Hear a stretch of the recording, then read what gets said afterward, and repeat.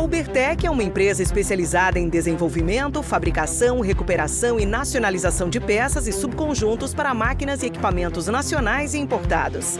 Atuamos há mais de 25 anos nos segmentos industrial e mineração, oferecendo soluções inovadoras e personalizadas como reformas completas em máquinas e equipamentos de alta complexidade, com qualidade, rapidez e redução de custos. Sonda para investigação e exploração de minérios.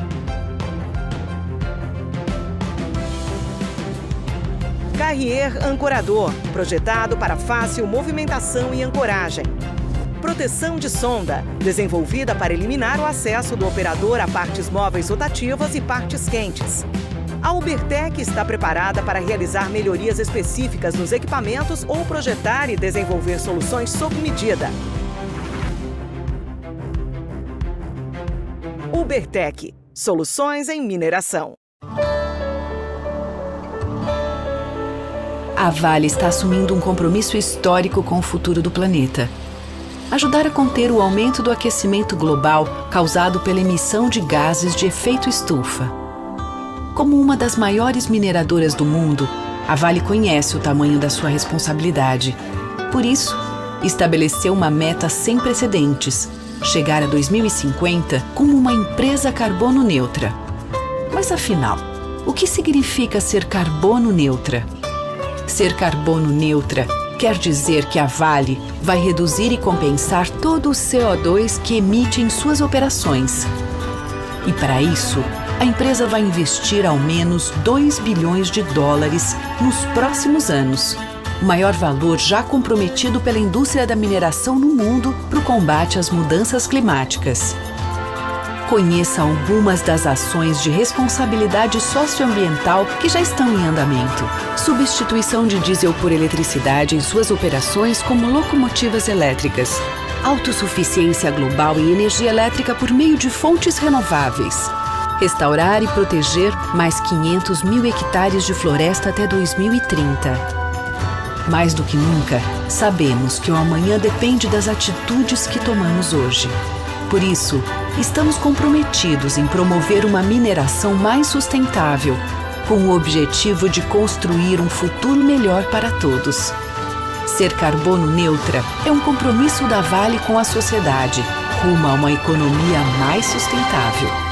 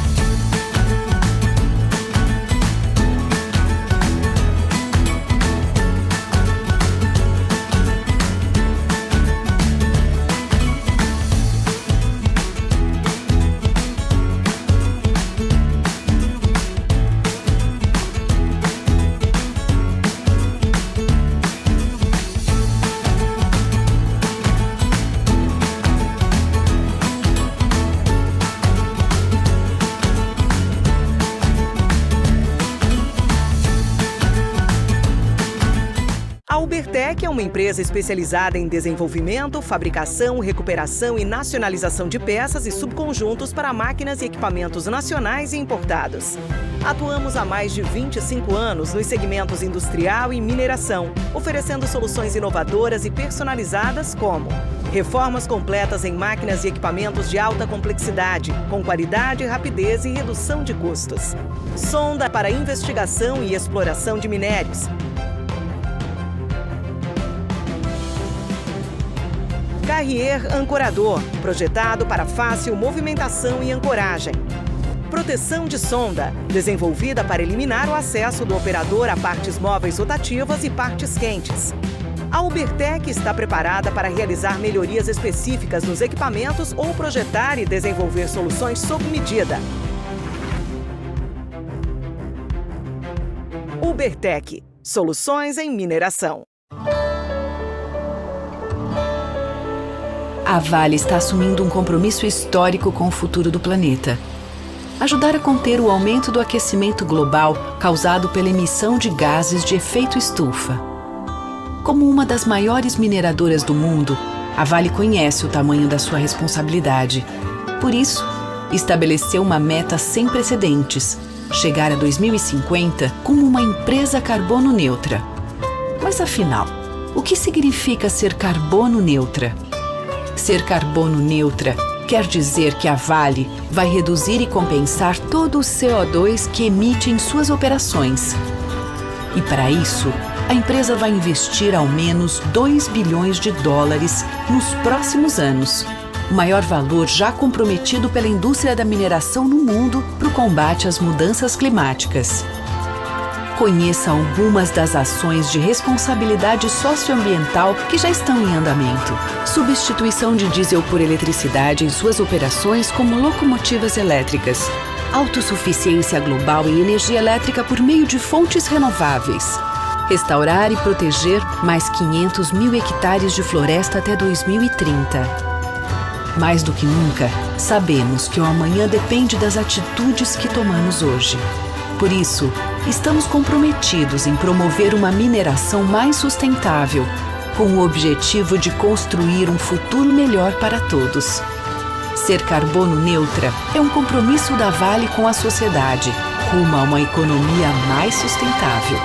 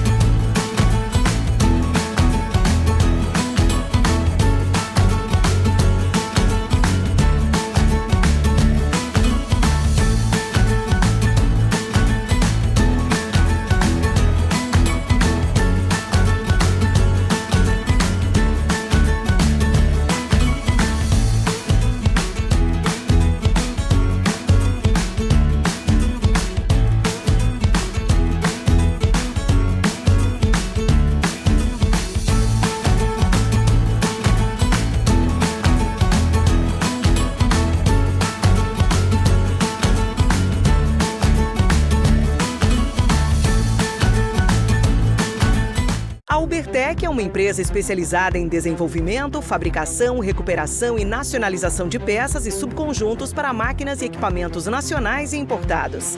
Atuamos há mais de 25 anos nos segmentos industrial e mineração, oferecendo soluções inovadoras e personalizadas como reformas completas em máquinas e equipamentos de alta complexidade, com qualidade, rapidez e redução de custos. Sonda para investigação e exploração de minérios. Carrier ancorador, projetado para fácil movimentação e ancoragem. Proteção de sonda, desenvolvida para eliminar o acesso do operador a partes móveis rotativas e partes quentes. A Ubertec está preparada para realizar melhorias específicas nos equipamentos ou projetar e desenvolver soluções sob medida. Ubertec, soluções em mineração. A Vale está assumindo um compromisso histórico com o futuro do planeta. Ajudar a conter o aumento do aquecimento global causado pela emissão de gases de efeito estufa. Como uma das maiores mineradoras do mundo, a Vale conhece o tamanho da sua responsabilidade. Por isso, estabeleceu uma meta sem precedentes: chegar a 2050 como uma empresa carbono neutra. Mas afinal, o que significa ser carbono neutra? Ser carbono neutra quer dizer que a Vale vai reduzir e compensar todo o CO2 que emite em suas operações. E para isso, a empresa vai investir.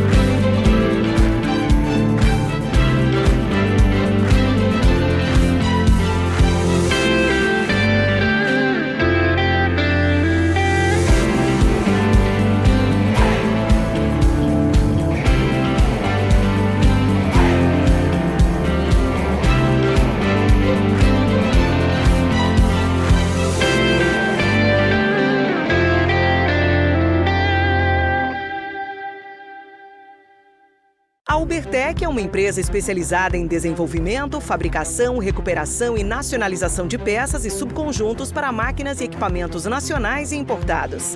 Atuamos há mais de 25 anos nos segmentos industrial e mineração, oferecendo soluções inovadoras e personalizadas como reformas completas em máquinas e equipamentos de alta complexidade, com qualidade, rapidez e redução de custos.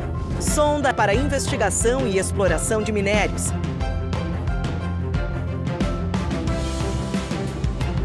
Carrier ancorador, projetado para fácil movimentação e ancoragem. Proteção de sonda, desenvolvida para eliminar o acesso do operador a partes móveis rotativas e partes quentes. A Ubertec está preparada para realizar melhorias específicas nos equipamentos ou projetar e desenvolver soluções sob medida. Ubertec, soluções em mineração. A Vale está assumindo um compromisso histórico com o futuro do planeta. Ajudar a conter o aumento do aquecimento global causado pela emissão de gases de efeito estufa. Como uma das maiores mineradoras do mundo, a Vale conhece o tamanho da sua responsabilidade. Por isso, estabeleceu uma meta sem precedentes: chegar a 2050 como uma empresa carbono neutra. Mas afinal, o que significa ser carbono neutra? Ser carbono neutra quer dizer que a Vale vai reduzir e compensar todo o CO2 que emite em suas operações. E para isso, a empresa vai investir ao menos 2 bilhões de dólares nos próximos anos. O maior valor já comprometido pela indústria da mineração no mundo para o combate às mudanças climáticas. Conheça algumas das ações de responsabilidade socioambiental que já estão em andamento. Substituição de diesel por eletricidade em suas operações como locomotivas elétricas. Autossuficiência global em energia elétrica por meio de fontes renováveis. Restaurar e proteger mais 500 mil hectares de floresta até 2030. Mais do que nunca, sabemos que o amanhã depende das atitudes que tomamos hoje. Por isso, estamos comprometidos em promover uma mineração mais sustentável, com o objetivo de construir um futuro melhor para todos. Ser carbono neutra é um compromisso da Vale com a sociedade, rumo a uma economia mais sustentável.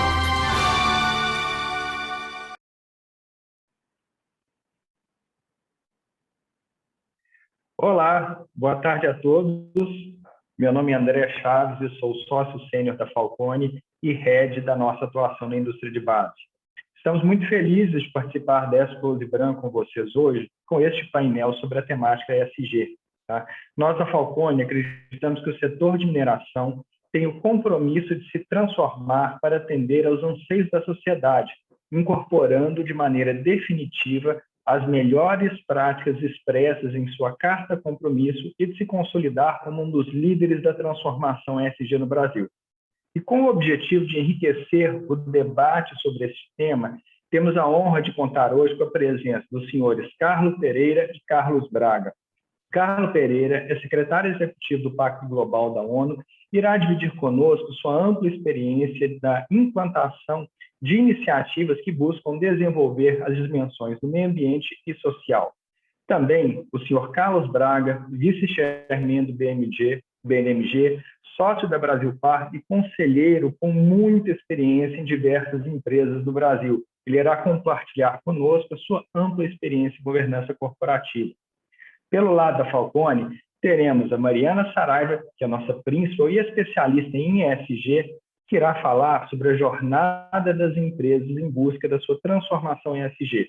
E para fechar, terminamos a participação do Denis Glória, que é nosso sócio da Falconi, especialista no setor de mineração e que irá mediar este debate. Então, sem me delongar mais, agradeço a presença de todos, o interesse no tema e passo a palavra para o senhor Carlos Pereira.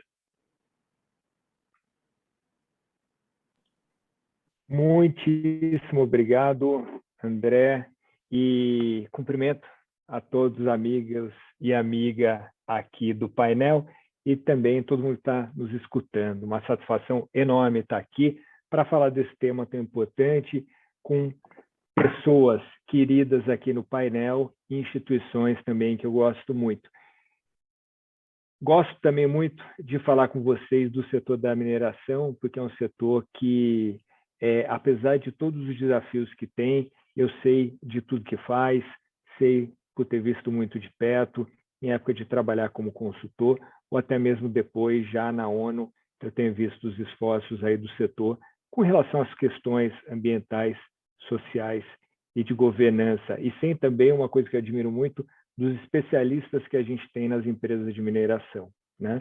Então, enfim, pessoas que dentro da minha área de trabalho, sem dúvida nenhuma, são os maiores especialistas do mundo. Então, uma satisfação enorme estar aqui.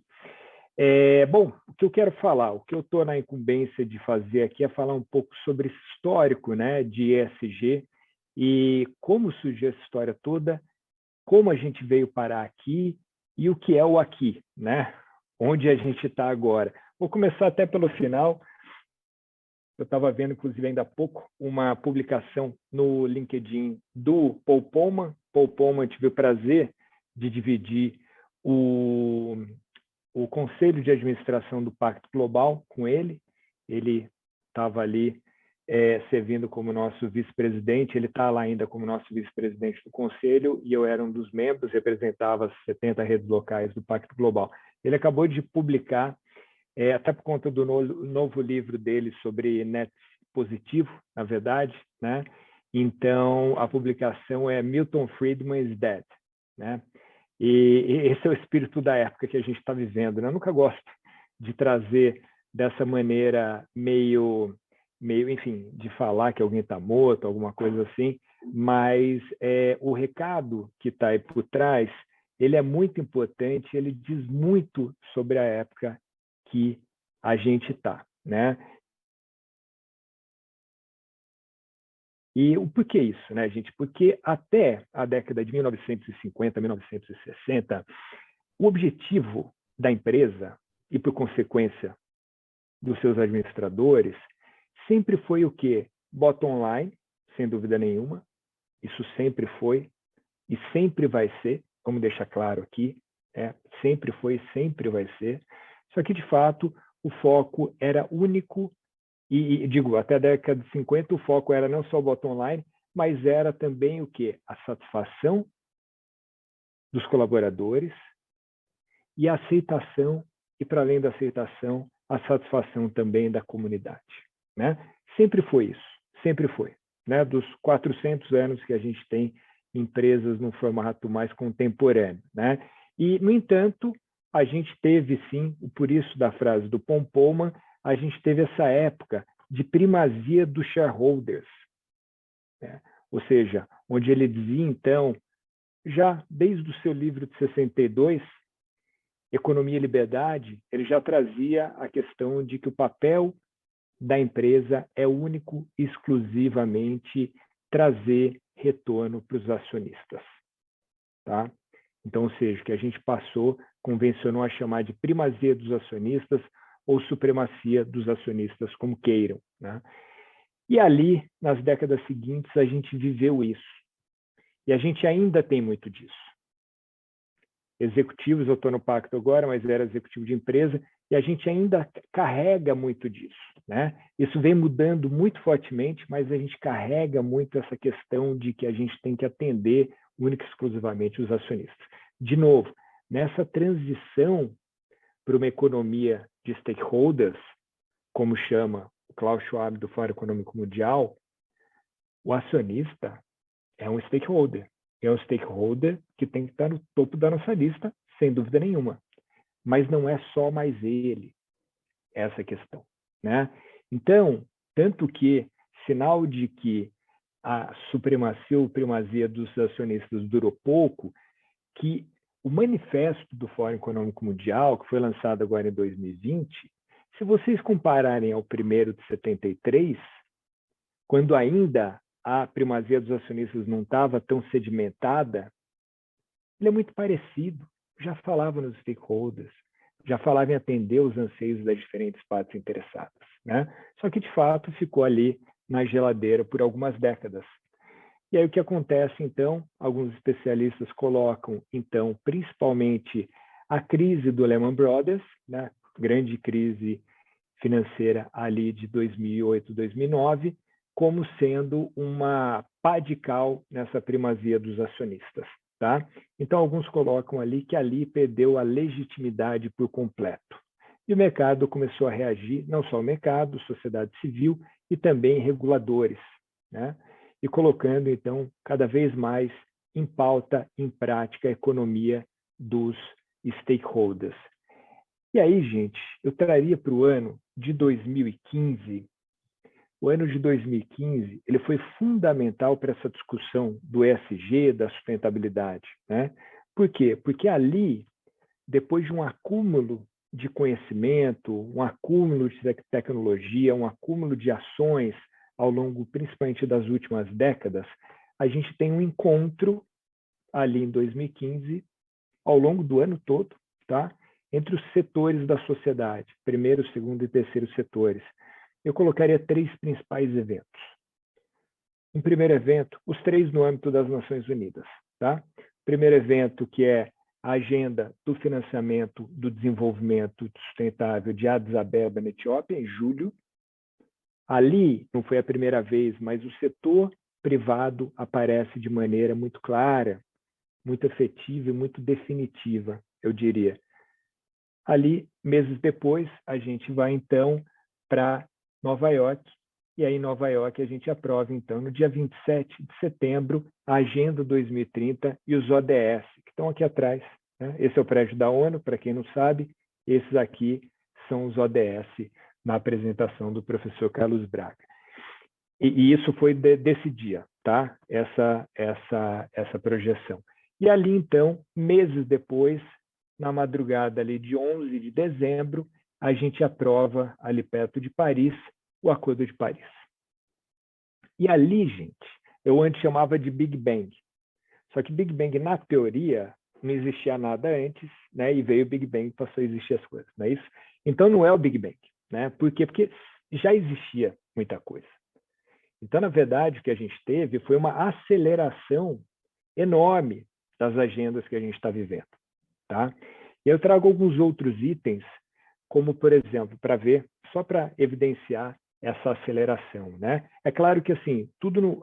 uma coisa muito importante. Quando a gente fala, que eu falei tudo no âmbito das Nações Unidas, mas, muito importante, que, na verdade, o foco deixa de ser, então, só estados no sentido de países, tá? E passa a ser, na verdade, tanto na concepção quanto na aplicação dessas agendas, todos os setores da sociedade. A Agenda 2030, ela foi feita no âmbito das Nações Unidas, mas ela teve participação muito ativa da sociedade civil, milhões de pessoas contribuíram, mas também a gente teve uma participação muito ativa do setor privado, só que com a expectativa de que esses dois setores também ajudem na aplicação, na implementação da agenda, tá? E aí o que a gente tem? Algumas evidências rápidas aqui. Então, por exemplo, em 2020, o Business Roundtable, que é, como a gente sabe, a instituição de lobby mais antiga e mais poderosa dos Estados Unidos, eles vêm com uma carta, então, estabelecendo que a partir dali passa a predominar para aqueles empresários a economia de stakeholders. Então, eles que foram os maiores financiadores ao longo das décadas da primazia dos acionistas, eles quebram, então, com essa lógica e decretam, então, o início para eles da economia de stakeholders, tá? Isso é muito, muito significativo e muito marcante. E ali você tem de A a Z qualquer grande CEO que a gente queira citar aqui, tá? De Amazon a, enfim, Apple e assim a gente vai, o abecedário todo, né? Tá todo mundo ali. E ali, além disso, tem também o Fórum Econômico Mundial com toda esse movimento feito, né, nessa direção. E aí a gente tem também o mercado financeiro, que já estava na discussão, é verdade, né? Então, vamos lá, inclusive a origem do acrônimo ESG, do inglês Ambiental, Social e Governança, nasce numa publicação do Pacto Global, em 2004, dezembro de 2004, que, para além de uma publicação, na verdade, foi uma demanda do então secretário Kofi Annan, que pediu para a gente, Pacto Global e o Banco Mundial, para que a gente trouxesse todo um ferramental, uma metodologia para a gente envolver o setor financeiro de maneira mais ativa na discussão do desenvolvimento sustentável, tá? De novo, mesmo antes disso, já existiam vários movimentos, o UNEP-FI, por exemplo, então o braço financeiro ali da ONU Meio Ambiente já existia, e vários outros movimentos, claro, do setor financeiro, né? Mas criou-se, então, esse movimento, ali nasce o ESG, e no ano seguinte nasce, então, o PRI, Princípio de Investimento Responsável, dentro do Pacto Global, com o UNEP-FI, que hoje tem mais de 3 mil instituições financeiras como signatários e que tem mais de 120 trilhões de dólares sob gestão, tá? Então, ali nasce esse conceito do ESG.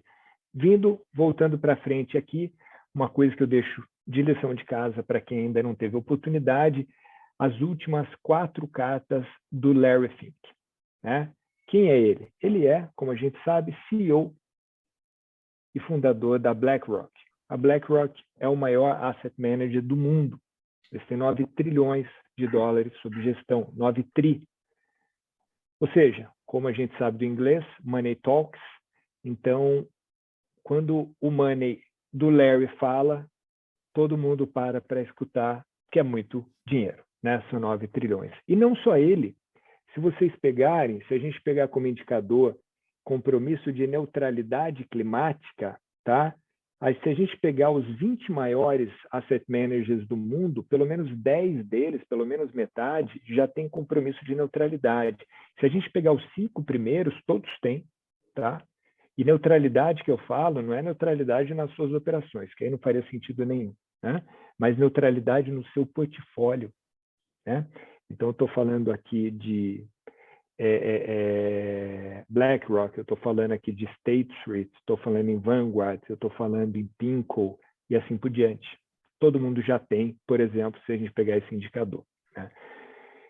E aí, então, essas cartas do Larry Fink, e eu já vou daqui a pouco finalizando, que eu já devo estar estourando meu tempo, elas trazem e mostram o momento que a gente está e como a gente está chegando e para onde a gente está indo, tá? Então, imaginem vocês, uma pessoa conservadora, né? 9 trilhões de dólares, eu espero que não seja muito progressista, né? Porque senão vai ter um problema certamente ali com o dever fiduciário, então tem que ser uma pessoa conservadora. E isso é uma coisa muito minha, tá? E dentro desse conservadorismo dele, ele deu um turnaround na empresa, que hoje em dia parece uma empresa de sustentabilidade. Por quê? Porque ele argumenta, inclusive, em cima do dever fiduciário. Porque isso, se eu não fizer isso, eu estou pecando, né? Eu não estou agindo corretamente, eu não estou fazendo a gestão correta do dinheiro que estão confiando a mim, né? Então, o que ele faz? Em 2018, ele lança uma carta chamada Um Senso de Propósito, tá? As cartas dele vêm sempre na terceira semana de janeiro, época de Davos. E aí o senso de propósito, ele diz o seguinte, ali ele faz igual o Business Roundtable, tá?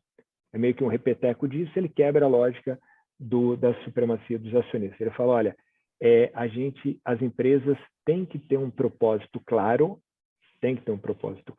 um senso de propósito, e esse propósito tem que ser alinhado aos anseios da sociedade.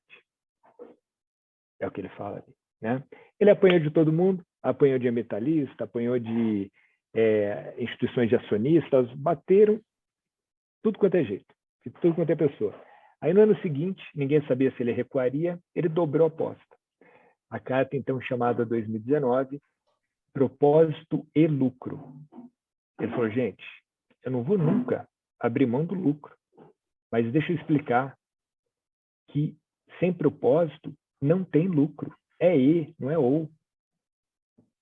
E, de novo, os detalhes eu deixo para vocês lerem, porque não tenho tempo aqui. 2020, então, ele vem com toda, e já vou finalizando nas cartas aqui, eu finalizo a fala. 2020, ele vem, então, com a carta que ele chama uma mudança estrutural do setor, do mercado financeiro. Ali é falar de clima, tá? Então, aí ele pega toda a inteligência que ele já tem com relação a clima e ele traz para dentro do mercado financeiro, né? E aí, de novo, ele fala, então, em dever fiduciário, tem que olhar a questão do clima, etc, etc. E aí, o que acontece? Ali, para terem ideia do que a gente está falando, e não é o caso do Pacto Global, ou algum ambientalista, ou algum ativista, seja lá do que for, senão o Larry Fink, ele fala o seguinte, esse momento que a gente está vivendo, olha a força que ele usa, né? A imagem que ele usa. Ele fala, olha, é um movimento de placa tectônica. Mas daí chegou a pandemia, né? Aí chegou a pandemia, a piadinha que eu sempre faço, mas eu acho que sempre válida, que é aquilo, né? Tipo, todo mundo tem um plano até tomar um murro na cara, né? A frase do nosso famoso Mike Tyson, e a pandemia foi um murro do próprio Mike Tyson na cara de cada um de nós, né? E aí, então, todo mundo falou, Larry, e aí?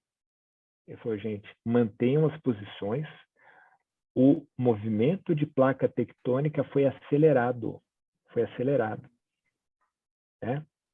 E aí, gente, para concluir, outra frase também, para entender o momento que a gente está, frase do Al Gore, quando ele esteve há pouco tempo com a gente aqui no Santander. O que ele falou? Ele falou, o momento que a gente está, que ele chama de revolução da sustentabilidade, a revolução da sustentabilidade, ela é tão profunda e estruturante quanto a revolução industrial e mais rápida, vejam vocês, do que a revolução digital. Então, esse é o momento que a gente está, né? Enfim, poderia falar mais 5 horas sobre esses temas, mas não vou, não temos o tempo, mas só queria mesmo dar essa introduzida no tema e uma aquecida para a gente vir aí com os especialistas que a gente quer escutar. Obrigado. Muito bom. Eu acho que agora eu venho na sequência, mas antes de eu entrar na nossa apresentação, temos aqui, é um privilégio estar com o Carlos, porque ele não é uma testemunha, ele é um protagonista desses processos que ele nos narrou. Ele estava nas salas de reunião, ele escutou as negociações, então é um privilégio. Poucas vezes você tem alguém que está lá, você não está lendo a revista nem lendo o livro. Ele estava lá, ele participou dos debates e vai reforçar alguns pontos que eu vou tratar na sequência. Falamos do Larry Fink como investidor, eu fui gestor de risco em banco. Então, você já deu para sentir que o assunto, para mim, é risco. Eu vou pegar a fala do Carlos e vou falar o seguinte: para mim, ESG é tão simples quanto gestão de riscos. Se você gere os seus riscos e os novos riscos que se apresentam, você baixa o risco da companhia. Por consequência, o custo médio de capital da companhia. Por consequência, o retorno do emprestador, financiador e investidor aumenta. Por consequência, melhora o valuation. Por consequência, leve o propósito como um bônus de você ser um bom gestor corporativo, ao preservar o seu negócio. É isso que vem a lógica do Larry Fink, que realmente tem um papel muito importante. Eu tive um pouco de sorte na minha carreira, trabalhei com Fábio Barbosa, Larry Fink brasileiro. Em 2003, eu estava em comitê de crédito fazendo perguntas ambientais, quando não era agenda no Brasil. E voltei a ver esse assunto nos últimos anos do BDMG, que redesenhou sua estratégia. Então, é por aí que nós vamos. Mariana, se puder passar o primeiro slide. Já falamos disso aqui. A encomenda para mim hoje foi, Braga, e a governança, já que Carlos vai nos trazer o contexto ambiental, o social. Braga, pega a governança. O social, os impactos, a transparência, a governança, o ambiental, já tratamos com o Carlos. Mas nada para em pé sem a governança. Braga, governança Lava Jato. A falta de governança que derrubou um segmento inteiro do mercado brasileiro, porque não tinha controles internos adequados, a devida transparência. Então, nós temos exemplos no Brasil importantes que nos remetem gestão de risco para toda a agenda ESG. Então, além da transparência, gestão de riscos e anticorrupção, critérios distintos na escolha de conselheiros, remuneração justa e racional. Esse aqui, inclusive, vem do Pacto Global do Carlos, lá, Ambima e Pacto Global. Fui beber, estou falando que eu sou bom aluno, estou aqui, professor, mas está sempre aluno.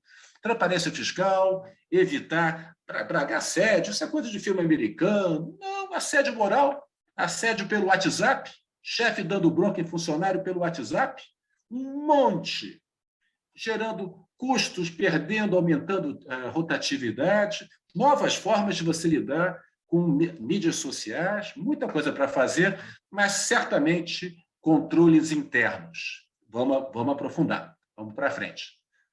Mariana? Temos um contexto, o Carlos já tratou, mas eu sempre resgato algumas coisas. Isso aqui vem de Cambridge, que é um centro muito bacana, a CISL lá, que é o Cambridge Institute. Eu adorei esse quadro aqui. Se você pegar os gráficos verdes, é uma aceleração pós-guerra espetacular do mundo.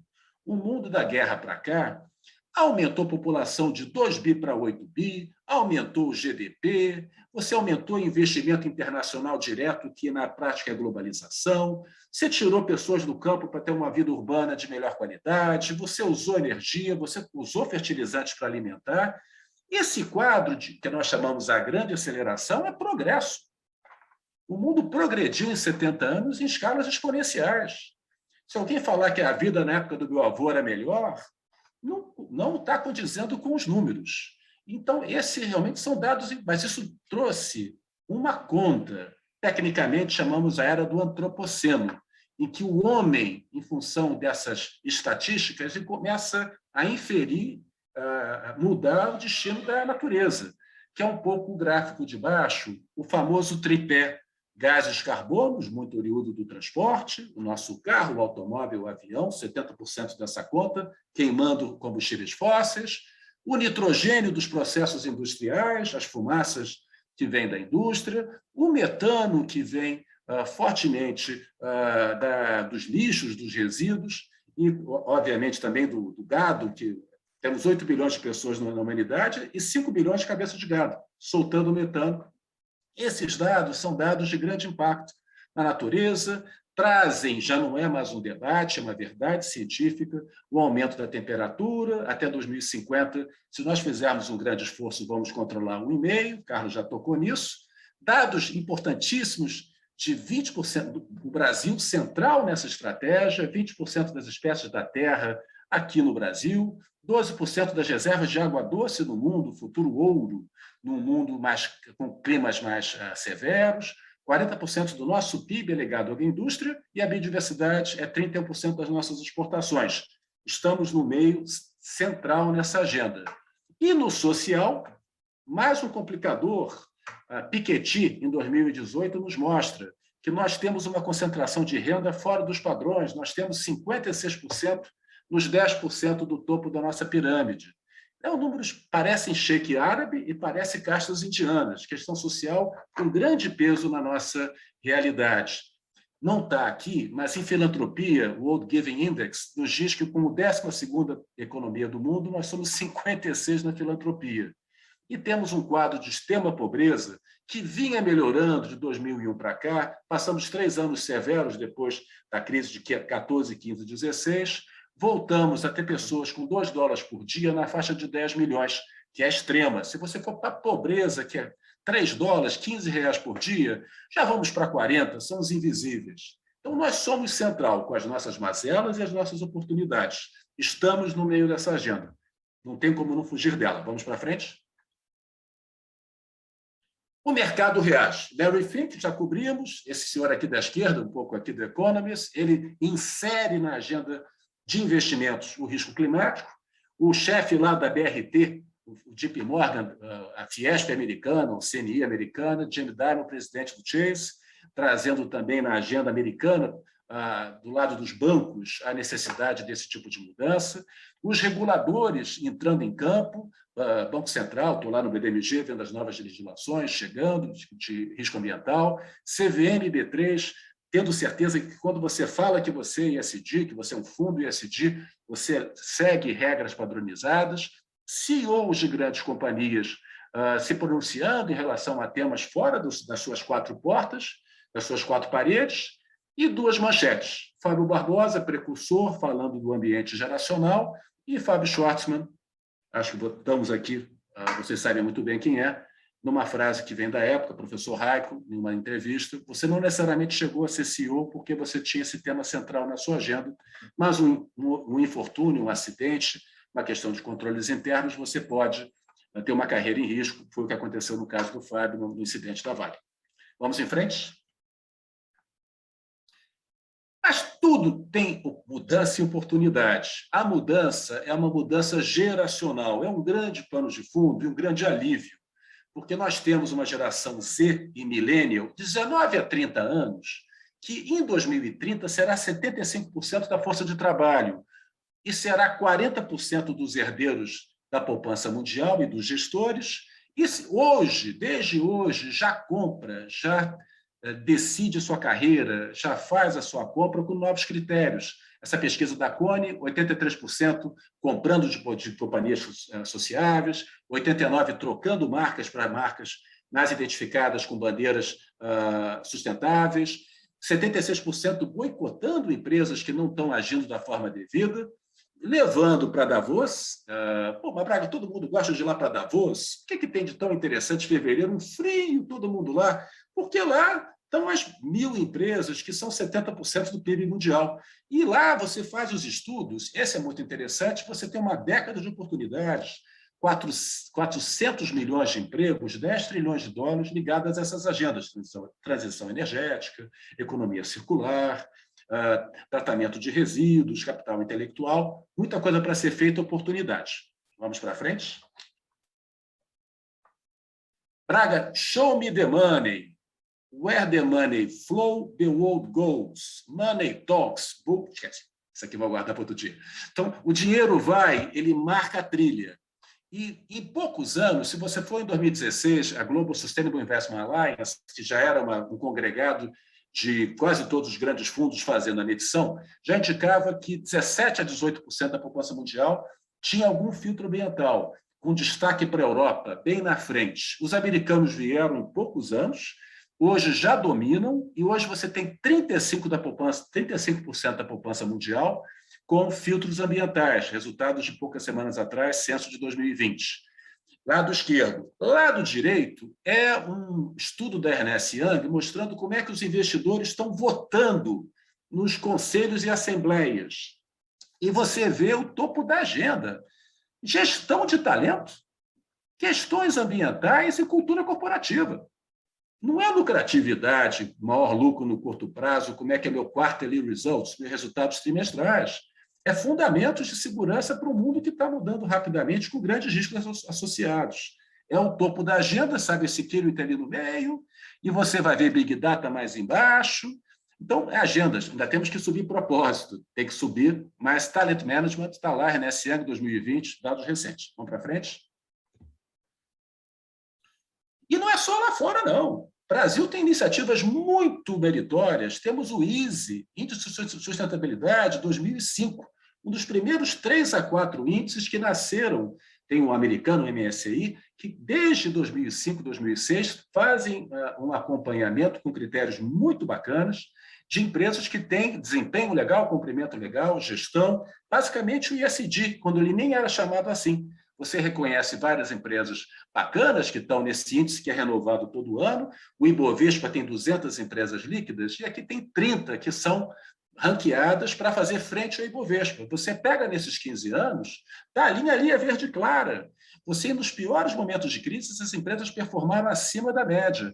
266% em 15 anos versus 241% da média do Ibovespa. Então, você tem retorno, benefício, valuation, porque você tem riscos mais administrados. Vamos para frente? Você tem dinheiro também dos fundos que querem te emprestar, não apenas ser seus sócios. Os títulos verdes somam, em poucos anos, um mercado de trilhões, $1 trilhão de títulos verdes. Títulos verdes, professor? Títulos que estão associados que o uso dos recursos sejam em projetos ligados ao meio ambiente, sociais, quando é um bonde social, um título social.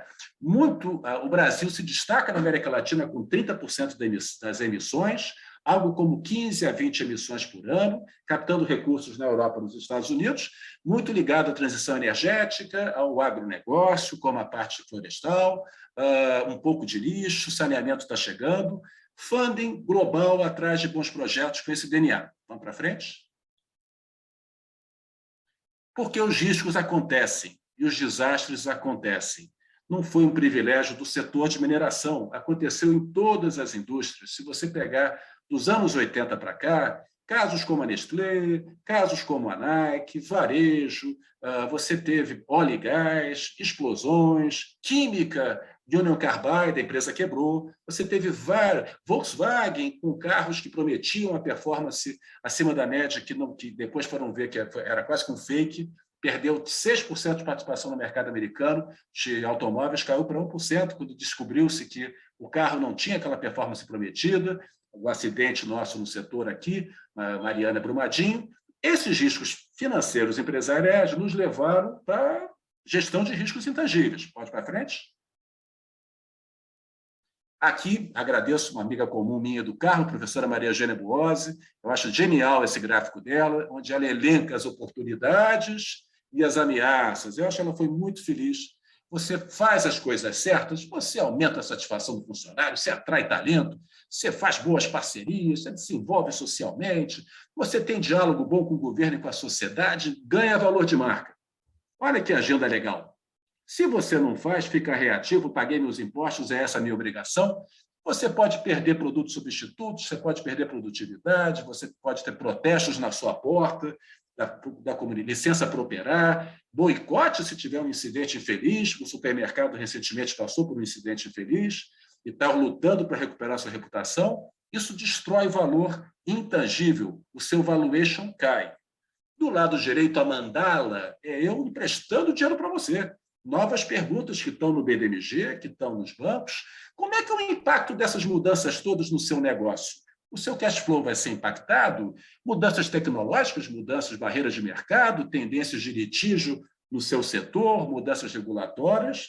Não é só investimento, não. Os seus próprios empréstimos de capital de giro podem encarecer ou escassear. Pode ir para frente? A governança é por aí que nós vamos. Os desafios esses enfrentam cada indústria, cada setor, um grau de desafio, não é homogêneo. Então, você tem que procurar as suas próprias soluções, adaptadas à sua própria realidade. Sei que essa iniciativa hoje é para capacitar o setor, o trabalho que está sendo feito pela gestão do IBRAM, para capacitar para essa agenda. Aqui, só essas fotos bonitas aqui, que eu não vou falar muito delas, é só para dizer que a complexidade aumentou. Você tem que lidar com novas formas de governança, de disclosure, de incentivação. Tudo isso passa por governança, mecanismos de governança. Mas vamos para frente.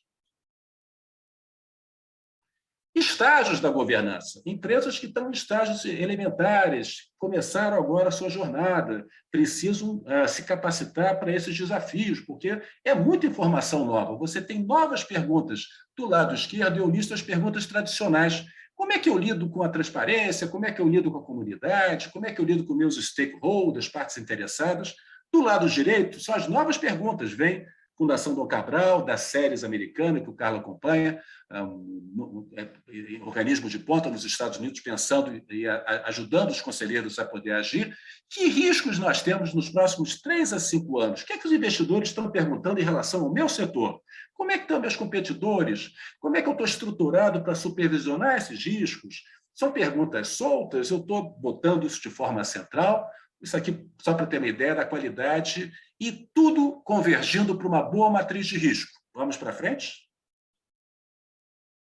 Você, antes da matriz de risco, será que eu vou saber tudo no conselho? Será que eu não vou precisar montar um comitê de sustentabilidade, que é uma ferramenta que está sendo muito usada a nível de diretoria, e especialmente a nível de conselho? Esse comitê de sustentabilidade me assessora nas melhores escolhas, que o Pacto Global é uma unanimidade, está todo mundo lá se comprometendo, e realmente talvez seja uma das poucas unanimidades nesse setor.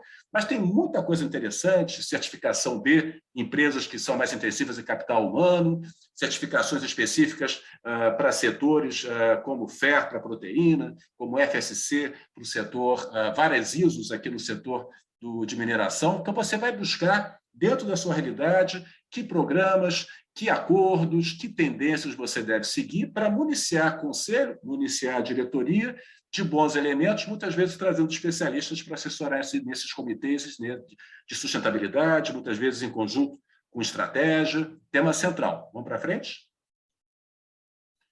E aí eu trago, falamos de Paul Polman, Carlos Pereira, fecho com Paul Polman, estou aqui muito bem acompanhado, Larry Fink. Paul Polman, na Unilever, o walk the talk, já que estamos falando de expressões americanas, ele andou também na realidade dele. Ele veio da Nestlé, ele era diretor financeiro, assumiu uma empresa 10 anos atrás, mudou a forma de reportar, não reporto trimestralmente, estou montando uma empresa para durar, ser perene, não vou ficar aqui contingenciado por resultados de curto prazo, e eu vou analisar o que é que impacta o meu negócio no curto, no médio e no longo. Teste em animal, nem pensar, eu tenho que sair dessa agenda.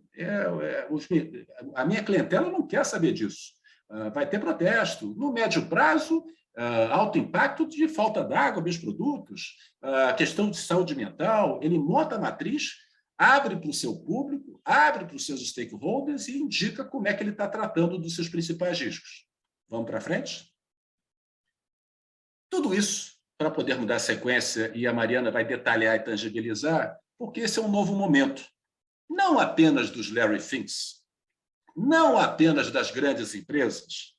Nós precisamos ampliar nosso repertório, nós precisamos aprender e estar no jogo, esse jogo que pede mais diversidade e inclusão, nova forma de ver cadeias, valorizando cadeias locais, perto do seu negócio, Capitalismo de stakeholders, que é um tema grande por si só, de partes interessadas com um novo peso no seu processo decisório, flexibilidade no trabalho, transparência em relação à sociedade, mudança de hábitos dos consumidores. Poxa, professor, ODSs, será que eu vou dar conta? Você vai dar conta, nós daremos conta, porque é uma agenda positiva, uma agenda de legado, que você tem uma companhia mais saudável, você cumpre seu papel na sociedade, você atrai melhores talentos e você está num país que tem um protagonismo em que você será um ator global. É agenda para todos os tamanhos de empresa, mas, eventualmente, com auxílio, com literatura, com busca de apoio para percorrer, encurtar o caminho nessa agenda positiva. Pessoal, muito obrigado. Vou parar por aqui para a Mariana vir na sequência, detalhando um pouco mais essa agenda. Então, Mariana, por favor.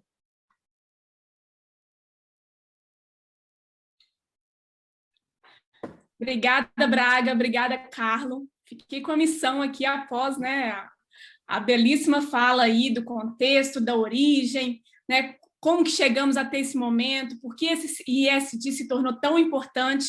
Então, depois desses dois gurus falarem um pouquinho para a gente, fiquei com a seguinte missão. Como que a gente coloca isso na prática? Como que a gente tangibiliza isso?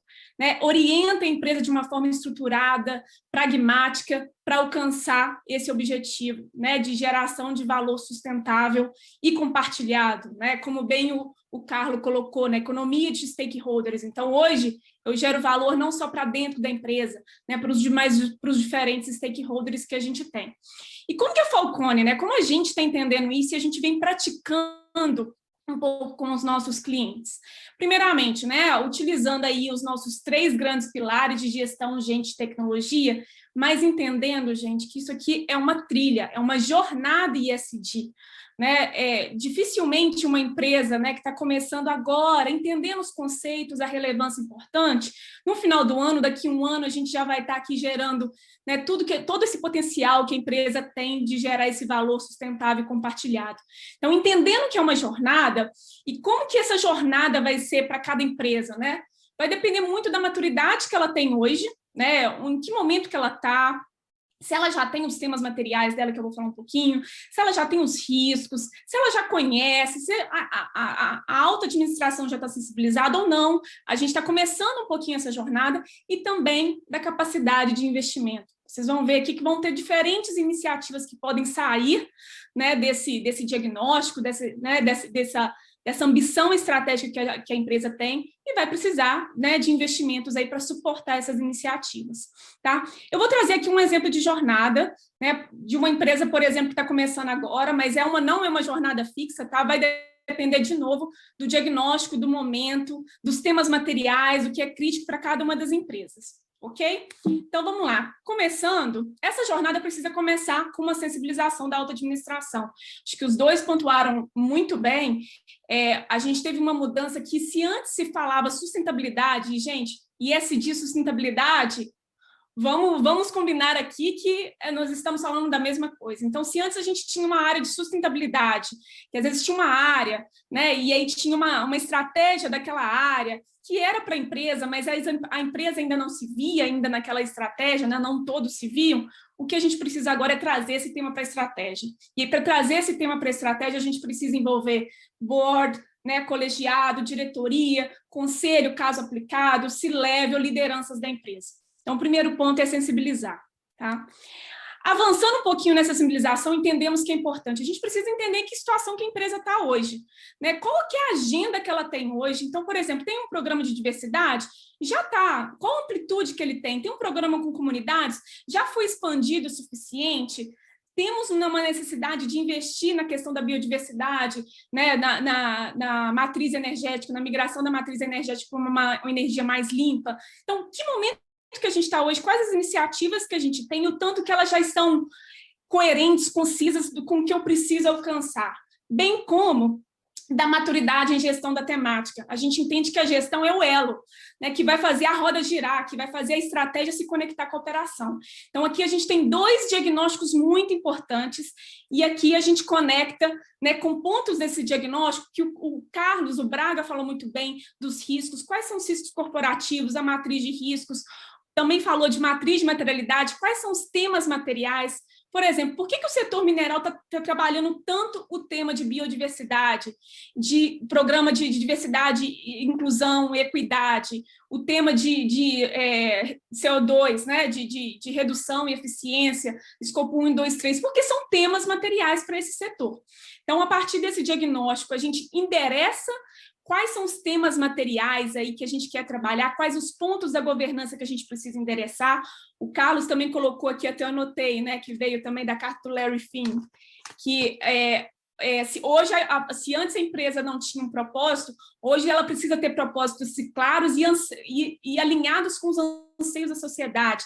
Então, aqui, se a empresa não tem, ela precisa também já direcionar alguns, né, direcionadores aqui, para poder adequar seu propósito, adequar sua estrutura para suportar, né, essa nova estratégia, os riscos, as materialidades, para aí a gente ter, de fato, os meus temas e as minhas ambições alinhadas com o meu plano estratégico. Então, aqui a gente fala, olha, para onde a organização está indo, quais são as principais metas ESG, iniciativas ESG, no curto, médio e longo prazo que eu preciso colocar a empresa, né, direcionar a empresa para, de fato, estar com uma agenda que é sustentável e gerar o valor.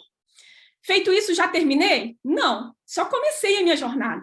Só comecei, já coloquei no meu plano estratégico, já fiz muitos avanços, mas agora a gente precisa começar a implementar.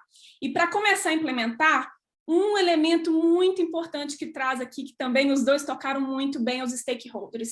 Se antes a gente tinha stakeholders como os agentes aí que eram impactados positivo ou negativamente, a gente tem eles como protagonistas. E a gente precisa incluí-los nesse modelo de gestão, né, nessa comunicação, e mais do que comunicação, nesse relacionamento. Então, as iniciativas que eu estou fazendo estão chegando da forma que eu gostaria que chegasse até eles? Eu estou tendo um retorno, a satisfação, o engajamento, a agenda positiva que eu esperava com eles? Então, a gente precisa interagir, e interagir de forma também pragmática, né? Qual a iniciativa, qual a meta, qual o resultado? E aí, quando eu falo que eu tenho que interagir de forma pragmática, eu conecto esse modelo de stakeholders com esses rituais de gestão, né? Que é como a empresa gerencia essas metas estratégicas, esses resultados, essas iniciativas, se comunica com os stakeholders, pega os feedbacks e retroalimenta aí toda essa estratégia, toda essa roda, né? A partir disso, eu preciso o quê? Conectar agora toda a organização para esse rumo. Né? Isso aqui, gente, não necessariamente a gente precisa fazer 1, 2 ou 3, a gente pode fazer vários pontos em paralelos. Por exemplo, a partir do momento que eu defini as ambições, eu preciso agora desdobrar nas áreas, algumas vezes no nível de indivíduo, algumas vezes no nível de área compartilhada, quais são as metas, como que ele vai se enxergar naquela estratégia. Então, tem um trabalho também muito importante aqui, que é o desdobrar essa estratégia nas áreas e nas pessoas da empresa, né, nos seus stakeholders ali, para realmente a iniciativa acontecer, né, os avanços acontecerem. E aí, diferentes programas vão ser implementados. Aqui eu trouxe alguns exemplos, né, mas que eles precisam estar conectados com as ambições estratégicas, que, por sua vez, vão estar conectadas com os temas materiais. Então, por exemplo, a partir do momento que eu desdobrei as metas, eu tenho em programação a implementação de programas específicos, como o de Programa de Diversidade, Inclusão e Equidade. Eu posso também ter, como né, muito importante para o setor, o de biodiversidade, recuperação de áreas impactadas, né, conservação de áreas importantes, biomas importantes. Eu também tenho, e aí conectado com as novas tendências, se conecta muito com a governança, uma preocupação muito grande hoje, que também é ESG, com a segurança dos dados, proteção dos dados, o consumidor, das empresas. Preciso implementar um programa de cybersecurity, por exemplo. Né? E outros N programas aí a gente precisa realmente implementar para alcançar esses resultados, né? E ainda fazendo toda uma capacitação, né, gestão da mudança cultural. É um novo mindset, né, uma nova forma de a gente entregar valor, ver o valor, né, gerar valor. Então, isso a gente precisa estar conectando, e outros N programas, novas metas, né, vão ser geradas aí para, de fato, a gente alcançar essa agenda, né, e gerar esse valor que a gente espera, que são organizações preparadas para o futuro, né, conectadas com as tendências, com as necessidades da organização do futuro, da sociedade do futuro, tratando os riscos hoje que ela tem, socioambientais, né, operacionais, e gerando, de fato, o valor sustentável e compartilhado que a gente espera. Obrigada. passo agora para o Denis, para conduzir com a gente algumas perguntas aqui. Olá, pessoal. Boa tarde. É realmente um privilégio estar com esses especialistas aqui hoje, depois do Carlos Pereira, Carlos Braga e Mariana, né, terem falado aí tão bem sobre o contexto ESG, sobre a jornada ESG. Está agora na minha incumbência de conduzir um painel, conduzir uma discussão guiada com perguntas de vocês aí para eles. Então, podem começar a postar aqui no chat as perguntas, né? Essas perguntas vão ser direcionadas para mim e eu direciono isso para os nossos aqui participantes. Enquanto vocês estão fazendo isso, eu vou começar com o contexto que o André Chaves, o nosso sócio sênior, começou a falar. Nós, orgulhosamente aqui da Falcone, estamos conduzindo um projeto pro bono de ESG setorial para todo o setor de mineração do Brasil, juntamente com o IBRAM e, obviamente, todos os associados. É um motivo de grande orgulho para nós estar conduzindo esse projeto e estar contribuindo para a sociedade. E amanhã, fica aí já, desculpa, na verdade, dia 7, já fica aí um convite para vocês verem a nossa palestra junto com os CEOs das empresas no fechamento, às 5h30, às 19 horas, 17h30 às 19h, sobre esse projeto de ESG do setor. Além disso, visitem nosso stand, tem muito material de ESG, tem muito material sobre nossas soluções, nosso stand virtual está aí presente na feira. Bom, enquanto então estão chegando as perguntas de vocês aqui, eu vou pegar a pergunta da Vânia Andrade, que fez algumas colocações aqui, e, na verdade, fez algumas perguntas, e eu vou dissecar para que cada um de vocês responda a parte que lhe cabe. Carlos, essa primeira vai para você. A Vânia, ela coloca que as iniciativas ESG mais frequentes na mineração, sob o ponto de vista dela, são focadas lá na neutralização da pegada de carbono, uso de energias limpas, apoio a projetos educacionais, como alguns dos exemplos, né? Fala um pouco para a gente das ODS da ONU, quais daquelas têm o maior impacto no setor de mineração, como que o setor pode incorporar essas ODS, extrair valor, gerando perenidade aí para os seus negócios. Claro, obrigado, Denis. Olha só, com relação, a gente fez um trabalho, inclusive, com o IBRAM, bacana nesse sentido, para entender e tentar priorizar um pouco, por que não, os ODS dentro do setor de mineração, né?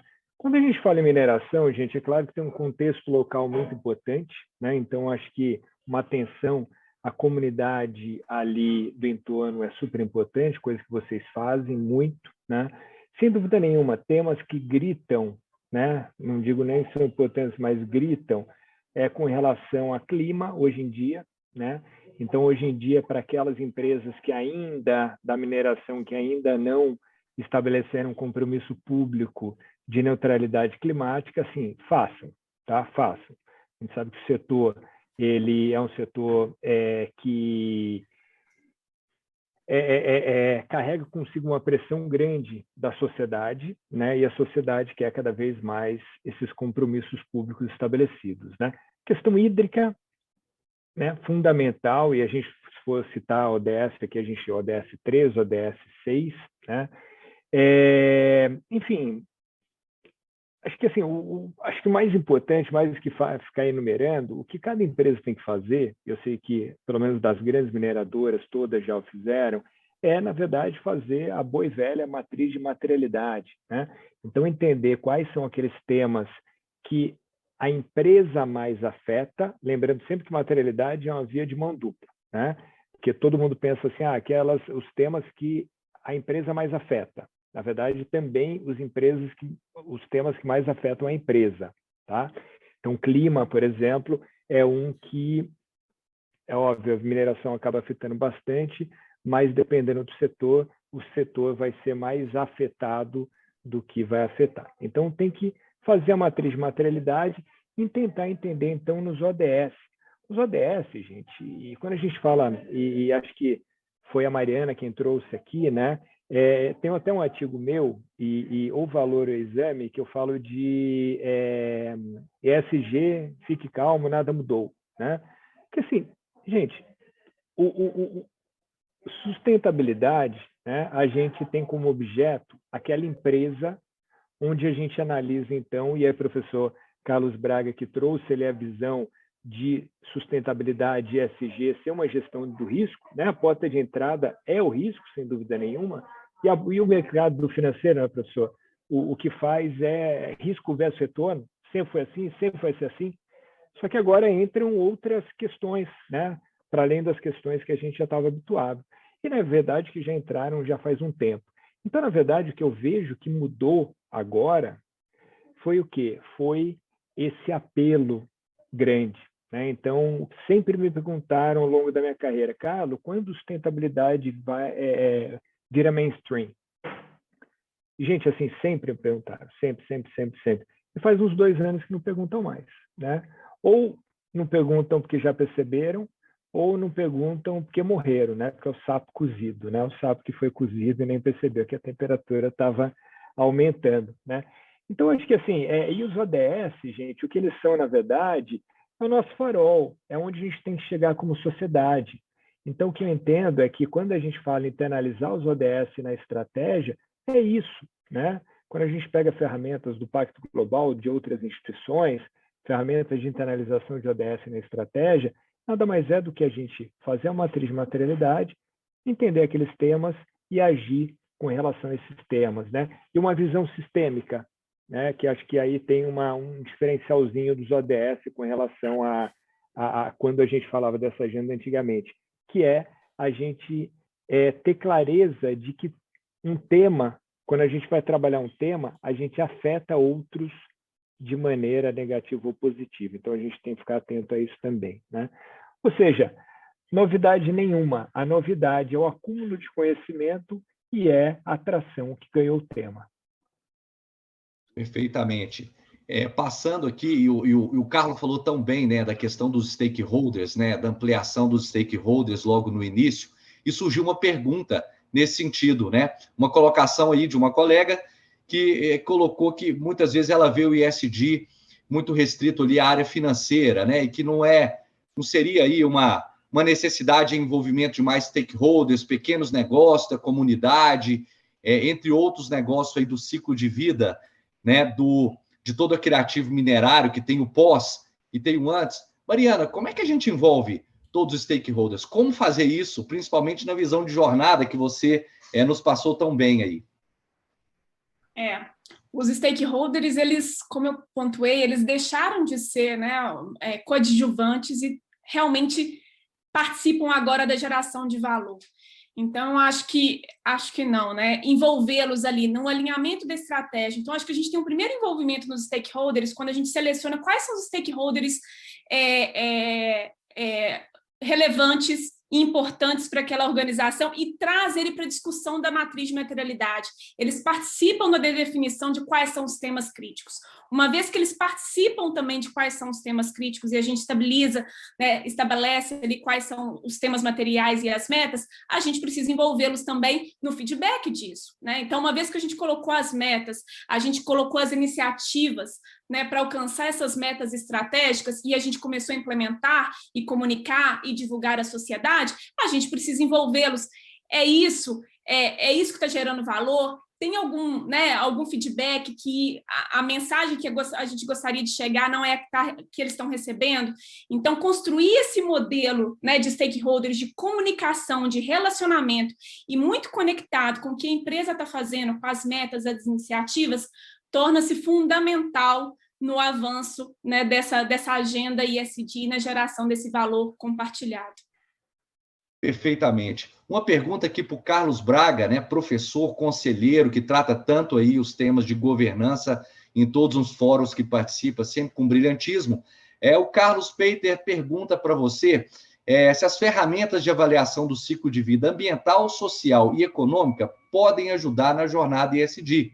Mas ele fala aqui que, todavia, as empresas têm receio de usá-las para dar transparência aos seus negócios. Como tornar essas ferramentas, né, mais úteis para as empresas do ESG? E fala isso, obviamente, sobre a luz da governança, que você domina tão bem. Pessoal, a idade das trevas passou. Vamos para a luz.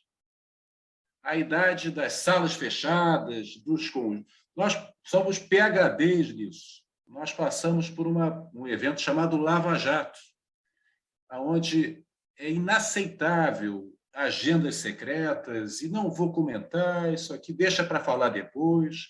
A governança não tolera.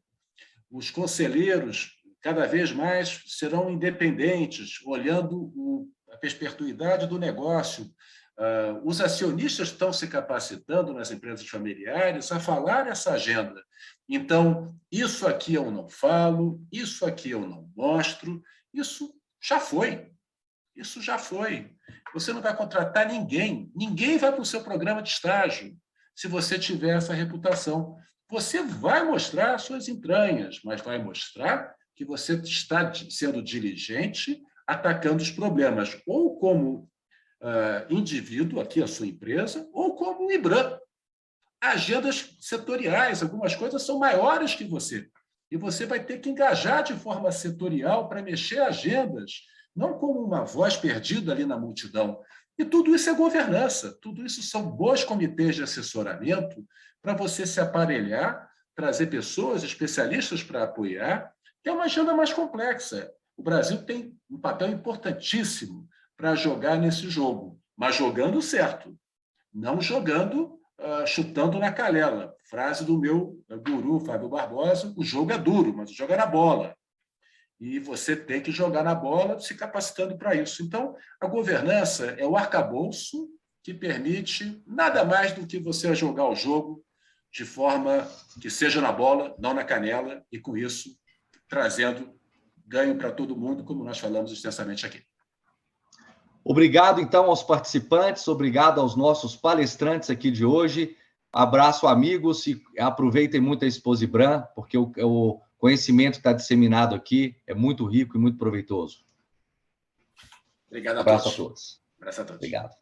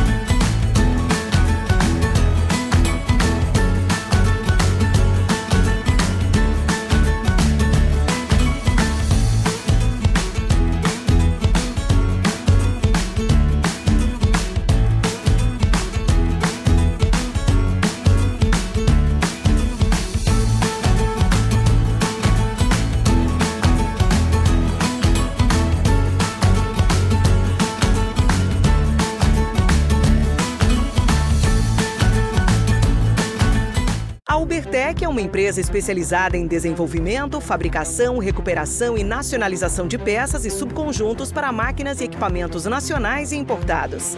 Atuamos há mais de 25 anos nos segmentos industrial e mineração, oferecendo soluções inovadoras e personalizadas como reformas completas em máquinas e equipamentos de alta complexidade, com qualidade, rapidez e redução de custos. Sonda para investigação e exploração de minérios.